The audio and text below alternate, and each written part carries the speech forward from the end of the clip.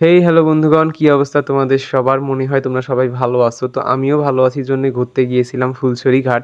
আর আজকে আপনাদেরকে ফুলছড়ি ঘাটের কোনো ইতিহাস না, মূলত সৌন্দর্যই দেখাবো। তো আমরা এখানে গিয়েছিলাম বৃষ্টির সময়, মানে যখন ঝুম বৃষ্টি তখন যাই, এবং যখন বৃষ্টি কমে তখন আমরা নৌকা করে গিয়েছিলাম সামনের চরে। আর এখানকার সৌন্দর্য অনেকটা সুইজারল্যান্ডের মতো। যারা কখনো সুইজারল্যান্ডে যেতে পারবেন না তারা অবশ্যই ফুলছড়ি ঘাটে আসে একবার হলেও ঘুরে যাবেন। আর আপনারা কে কোথা থেকে দেখতেছেন, বিশেষ করে আমার গাইবান্ধার লোক কে কে আছেন অবশ্যই কমেন্টে জানিয়ে যাবেন। এবং এই চরের নাম মূলত অজানা, মূলত এটা ঘাটের একদম সামনেই, মাত্র 30 টাকা নিচে আমাদের নৌকা ভাড়া, এবং এখানে নামায় দিয়ে গেছে। আধা ঘন্টা পরে এসে আমাদেরকে আবার রিসিভ করে নিয়ে যায়।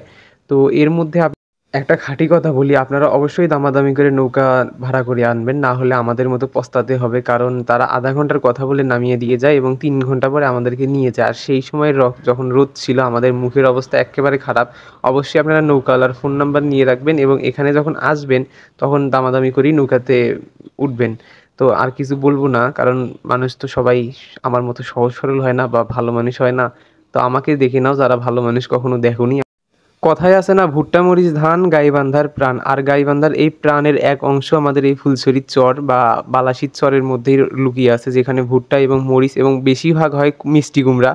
আর আমাদের বিখ্যাত এইগুলাই। আপনারা অবশ্যই যারা কখনো না কখনো ফুলছড়িতে আসছেন আমাদেরকে বলবেন যে ফুলছড়ির কোন জিনিসটা আপনাদেরকে বেশি ভালো লাগে। আর ফুলছড়ির ইতিহাস অনেক পুরাতন। আগে এদিক দিয়ে ফেরি চলাচল করতো, আর সেই সময় আমাদের ঢাকায় যেতে অনেক সুবিধা ছিল। আর এখন তো আমাদের দুর্ভোগের শেষ নেই, উত্তরবঙ্গ যেন সবসময়ই অবহেলিত। আচ্ছা, এগুলো রাজনৈতিক কথা আর না বলি।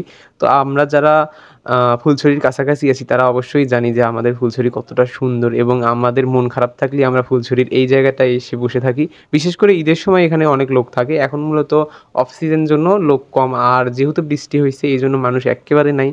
আর যখন মানুষ হয় তখন এই জায়গাটা আরও গমগমিয়ে ওঠে, যেন ফুলছড়ির রাজ বা প্রাণ ফিরে এসেছে। তো আমরা যখন বাড়ির দিকে ফিরতেছিলাম আমার মনে হচ্ছিল যে আমি সুইজারল্যান্ডের কোনো এক জায়গায় আসছি। আর আমার ফেসবুকে এটা দেওয়ার পরে অনেক বন্ধু আছে যারা দূর থেকে দেখছে, তারা অবশ্যই বলছে যে এই জায়গার লোকেশন কি। তো এই জায়গা আমাদের প্রাণের জন্মভূমি, মানে আমাদের ফুলছড়ি ঘাট। অবশ্যই আপনারা ঘুরে যাবেন এখান থেকে।